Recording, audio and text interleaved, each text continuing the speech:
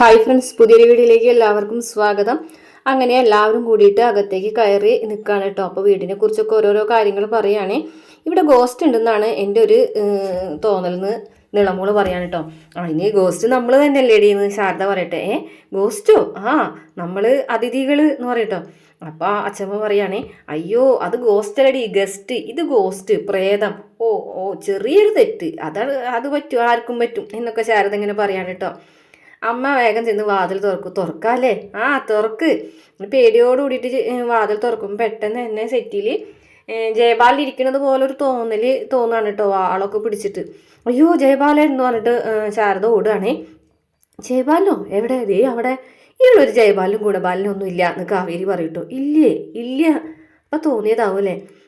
അമ്മ ഒന്നും കൂടി വന്നേ, എല്ലാവരും കൂടിയിട്ട് അകത്തേക്ക് കയറാണ് കേട്ടോ. അങ്ങനെ കയറിയിരിക്കുമ്പോൾ ദേ ജയപാലി ഇരുന്ന ഭാഗത്താണ് അമ്മ ഇരിക്കുന്നത് എന്ന് യമുന പറയട്ടോ. ഒന്ന് പോടി, ഇവിടെ പ്രേതം ഉണ്ടെന്നല്ല അമ്മ പറയുന്നത് എന്ന് വയ്ക്കുകയാണെ. പ്രേതം കൊല്ലില്ലേ ഉള്ളൂ, എന്നാലും കൊല്ലാക്കൊല ചെയ്യില്ലല്ലോ എന്നൊക്കെ ശാരദയും പറയും. അങ്ങനെ ഓരോരുത്തരും ഓരോ ഭാഗങ്ങളിലേക്ക് പോകുകയാണെ വീടൊക്കെ കാണാനായിട്ട്. കാവേരി ചെല്ലുമ്പോൾ ഒരു റൂം ഇങ്ങനെ അടച്ചിട്ടിട്ട് ഒരു ചുവന്ന തുണിയൊക്കെ ചുറ്റിയിട്ടുണ്ട്. അതിൽ താക്കോല് തുറക്കണ ഭാഗത്തൊക്കെ. അതുമ്പോൾ കാവേരി തൊട്ട വഴിക്ക് എന്തോ ഒരു ശബ്ദം കേൾക്കാണ് കേട്ടോ. അടുക്കളയിൽ നിന്ന് പാത്രങ്ങളൊക്കെ വീണൊച്ച. നിളമോളും യമുന അവിടെ ഉണ്ട്. നിളമോള് പേടിച്ച് വരച്ചിങ്ങനെ നിൽക്കുകയാണേ. യമുന ഓടി ചെന്ന് കെട്ടിപ്പിടിച്ചിട്ട് പോട്ടെ എന്നൊക്കെ പറഞ്ഞിട്ട് എന്താ കുഴപ്പം? അത് പെട്ടെന്ന് ഈ പാത്രങ്ങളൊക്കെ തട്ടിമറിഞ്ഞ് വീണു എന്ന് പറയും കേട്ടോ. അപ്പോൾ എന്തിനാ അതൊക്കെ എടുക്കാൻ പോയതെന്ന് രാധമ്മ ചോദിക്കും. ഞങ്ങളതൊന്നും എടുത്തില്ല, ഞങ്ങളത് ഈ ജനലൊന്ന് തുറന്നോളൂ. അന്നേരം കാവേരി അതൊക്കെ എടുത്ത് വെച്ചിട്ട് പറയും, അതേ കാറ്റ് തട്ടിയിട്ടാവും എന്ന് പറയും. എന്നതിന് ശേഷം യമുന പറയാണ്, ഈ വീട് വളരെ ചെറുതാണ്, നമ്മുടെ സ്നേഹതീരം പോലെയുള്ള വീടൊന്നുമല്ല, സൗകര്യങ്ങളാണെന്നുണ്ടെങ്കിൽ വളരെ കുറവാണെന്ന് പറയും.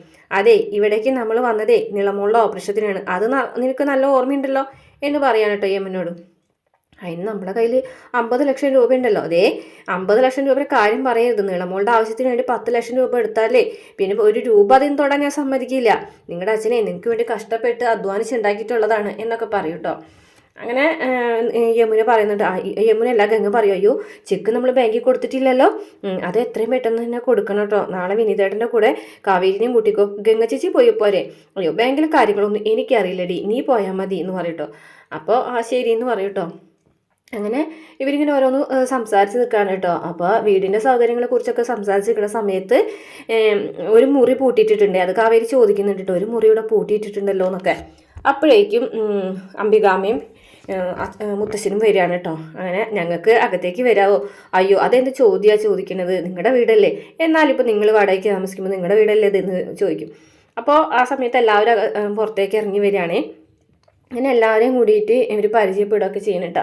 അന്നേരം കാവേരി ചോദിക്കുന്നുണ്ട് കേട്ടോ, ഒരു റൂം ഇങ്ങനെ പൂട്ടിക്കെടുക്കാണല്ലോ, അതെന്താണെന്ന് ചോദിക്കാൻ കേട്ടോ. ഒരു ചുവന്ന തുണിയൊക്കെ ചീറ്റിയിട്ടുണ്ടല്ലോ എന്ന് പറയും. അത് പറയാനും കൂടിയിട്ടാണ് ഞങ്ങൾ ഇങ്ങോട്ട് വന്നത്. അത് നരൻ പൂട്ടിയിട്ടിരിക്കുന്നതാണ്, നരൻ്റെ കുറച്ച് അത്യാവശ്യ സാധനങ്ങൾ അതിൽ വെച്ച് പൂട്ടിയിട്ടുണ്ട്, അതുകൊണ്ടാണ് അത് തുറക്കാത്തതെന്ന് പറയും. അതിന് ശേഷം അത് മാത്രമല്ല വേറെ കുറച്ച് കാര്യങ്ങളുണ്ട്. ചില ദുർനിമിത്തങ്ങൾ കണ്ടപ്പോൾ പണിക്കരെ വെച്ച് പ്രശ്നം വെച്ച് നോക്കിയപ്പോൾ ആ മുറി അത്ര നല്ലതല്ല, ഇരയാവാതിരിക്കാനായിട്ട് അത് പൂട്ടിയിടുന്നതാണ് നല്ലതെന്ന് പറഞ്ഞു, അതുകൊണ്ടാണ് അത് പൂട്ടിയിട്ടിരിക്കുന്നതെന്ന് പറയാൻ കേട്ടോ. ആ റൂം നിങ്ങൾ മറന്നേക്കെന്ന് പറയും. അങ്ങനെ നീളമോളോട് അംബികാമ്മ ഇങ്ങനെ കാര്യങ്ങളൊക്കെ ചോദിക്കുന്നുണ്ട് കേട്ടോ.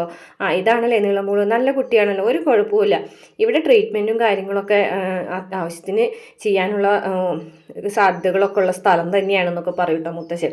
പിന്നെ പണം അത്യാവശ്യത്തിന് വേണം, അത്രയേ ഉള്ളൂ എന്ന് പറയും കേട്ടോ. അപ്പോൾ ശാരദ പറയും, അതൊക്കെ ഉണ്ട്, അതൊക്കെ സമ്പാദിച്ച് വെച്ചിട്ടാ ഇവളുടെ അച്ഛൻ എന്ന് പറയും കേട്ടോ. അതൊക്കെ ഞങ്ങൾക്കറിയാം, എന്തായാലും പോട്ടെ, ഇതെങ്ങനെയാണ് നമ്മൾ ഒരാൾ പോയെന്ന് വിചാരിച്ചിട്ട് നമുക്ക് ജീവിക്കാതിരിക്കാൻ പറ്റില്ലല്ലോ.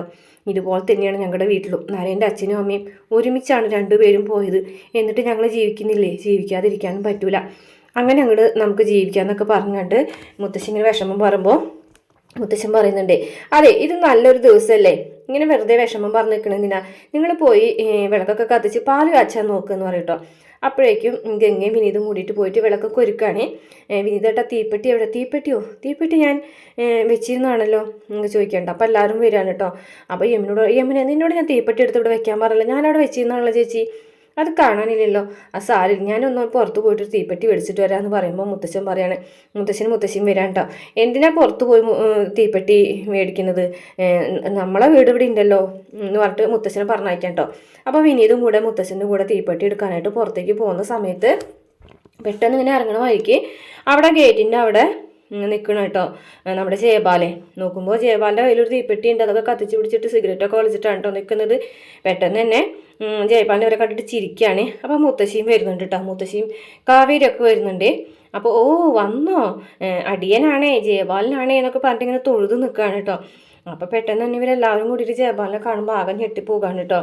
അപ്പോൾ ജയപാൽ ഇങ്ങനെ വന്നിട്ട് പറയുന്നുണ്ട്, അതെ എന്നെ ഇവർക്കൊന്നും അറിയില്ലായിരിക്കുമല്ലോ എന്ന് ചോദിക്കാം. അപ്പോഴേക്കും കാവേരി പറയും, കാവേരിനോട് മുത്തശ്ശൻ ചോദിക്കും ആരാ ഇയാൾ എന്ന് ചോദിക്കട്ടോ. അപ്പോൾ ജയപാലൻ എന്ന് പറയും കേട്ടോ വിനീത്.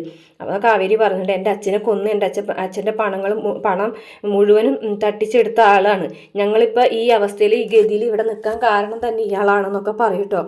അപ്പോൾ അത് മാത്രമല്ല, ഇവർ പറഞ്ഞത് മാത്രമല്ല വേറെ ചില കാര്യങ്ങളൊക്കെ ഉണ്ട്, അതൊന്നും പിള്ളേർക്ക് അറിയില്ല, അതൊക്കെ നമുക്ക് വലിയവർക്കല്ലേ അറിയുള്ളൂ എന്നൊക്കെ പറഞ്ഞിട്ട് അയാളിങ്ങനെ ഒരു പുച്ഛിക്കാണ് കേട്ടോ. എന്നിട്ട് പറയാം, നീ പറഞ്ഞതൊക്കെ ശരിയാ, അതൊക്കെ ഞാൻ ഏറ്റെടുക്കുന്നത്, ഇത് മാത്രമല്ല വേറെ പല കാര്യങ്ങളും ഉണ്ട്. നീ ഇതേ അപ്പോൾ ശാരദ വന്നിട്ടോ, അതെ ഞങ്ങൾ പോലീസിനെ വിളിക്കും കേട്ടോ, ജീവിക്കാൻ അനുവദിക്കില്ല, ജയബാല നീ താൻ പോയേ എന്ന് പറയും കേട്ടോ.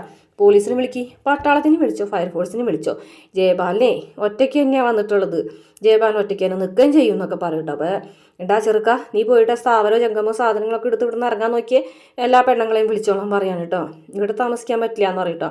അത് പറയാൻ നീ ആരാടാന്ന് വിനീത് ചോദിച്ചിട്ട് വിനീത് ഇങ്ങനെ അയാളെ കൈ കയറി പിടിക്കാൻ. അങ്ങനെ ഇവർ തമ്മിൽ രണ്ടുപേരും അങ്ങോട്ടും ഇങ്ങോട്ടും വഴക്കാവാണ്. വിനീതിൻ്റെ കഴുത്തിന് കയറി പിടിക്കുകയാണ്. അപ്പോഴേക്കും വിനീത് തട്ടി മാറ്റുന്നുണ്ട്. അപ്പോഴേക്കും കാവേരി വരികയാണ്. കാവേരി വന്നിട്ട് ജയപാലിനെ പിടിച്ചു ഒരൊറ്റ തള്ളാണ് കേട്ടോ പുറത്തേക്ക്. പെട്ടെന്ന് തന്നെ ജയപാലൻ ഗേറ്റുമ്പോൾ പിടിച്ച് നിന്നാണ് കാരണമാണ്, അല്ലെങ്കിൽ അയാൾ ശരിക്കും വീണേനെ.